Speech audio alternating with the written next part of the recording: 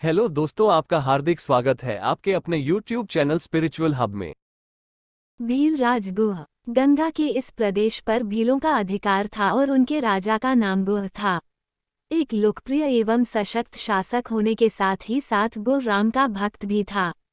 ये ज्ञात होने पर कि राम अपने लघु भ्राता लक्ष्मण और पत्नी सीता के साथ उसके क्षेत्र में आए हुए हैं, वह अपने मंत्रियों तथा परिजनों के साथ उनके स्वागत के लिए आ पहुंचा। भीलराज गुह को देखकर राम स्वयं आगे बढ़े और उनसे गले मिले। वकर धारण किए हुए राम, सीता और लक्ष्मण को देखकर गुह को अत्यंत क्षोभ हुआ। उसने विनयपूर्ण तथा आर्त स्वर में कहा, हे रामचंद्र, इस प्रदेश को आप अपना ही प्रदेश समझें। आप यहाँ का अधिपति बनकर यहाँ का शासन संभाल लें। आपके समान समदर्शी एवं न्यायवेता शासक पाकर यह प्रदेश धन्य हो जाएगा। मैं आपको विश्वास दिलाता हूँ कि यह संपूर्ण भूमि आपकी ही है और हम सब आपके अनन्य सेवक हैं।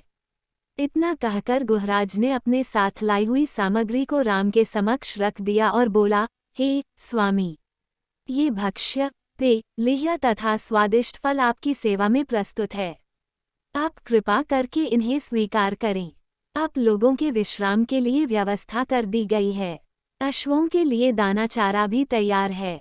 गुह की प्रेम में वचनों को सुनकर राम बोले, हे निषादराज, आप इस प्रदेश के राजा हैं, फिर भी आप मेरे स्वागत के लिए पैदल चलकर आए हैं। मैं आपकी जितनी प्रशंसा करूं कम है। आपने दर्शन देकर हम लोगों को कृतार्थ कर दिया है। इस प्रकार निषादराज की प्रशंसा करते हुए राम उन्हें प्रेमपूर्वक अपने पास बिठा लिया और मधुर वाणी में कहने लगे, भीलराज, आपको सानंद और सकुशल देखकर मुझे अत्यधिक प्रसन्नता हो रही है। आपके द्वारा लाए गए इन उत्तमोत्तम पदार्थ के लिए मैं आपका अत्यंत आभारी हूँ। किंतु बंधु, मुझे खेद है कि मैं इन्हें स्वीकार नहीं कर सकता। ये सारे पदार्थ राजा महाराजाओं के खाने योग्य हैं, किंतु अब हम तपस्वी हो गए हैं और हमारा भोजन तो केवल कंदमूल फल है, अतः हम इसे ग्रहण नहीं कर सकते। हाँ, अश्वों के लिए आप जो दाना चारा लाए हैं उन्हें स्वीकार करके मुझे बहुत प्रसन्नता होगी, क्योंकि ये मेरे पिताजी के प्रिय अश्व हैं, जिनकी सदैव विशेष देखभाल की जाती है। गुह ने भीलों को अश्वों के विशेष प्रबंध करने के लिए आदेश दे दिया। संध्या होने पर राम, सीता और लक्ष्मण ने गंगा में स्नान किया तथा ईश्वर उपासना के पश्चात उन्होंने कंदमूल फल का आहार किया। गुहराज उन्हें उस कुटी तक ले गए जहाँ पर उन्होंने उनके विश्राम के लिए अपने हाथों से प्रेमपूर्वक तृण शैयाएं बनाई थीं। कुटी में पहुंचकर गुह ने कहा, हे दशरथ नंदन, आप इन शैयाओं पर विश्राम कीजिए। मैं आपका दास हूँ, अतः मैं पूर्ण रात्रि जागकर हिंसक पशुओं से आप लोगों की रक्षा करूंगा। आप हमें सर्वाधिक प्रिय हैं, इसलिए आप लोगों की सुरक्षा के लिए रात भर मेरे ये सभी साथी धनुष बाण लेकर तत्पर रहेंगे।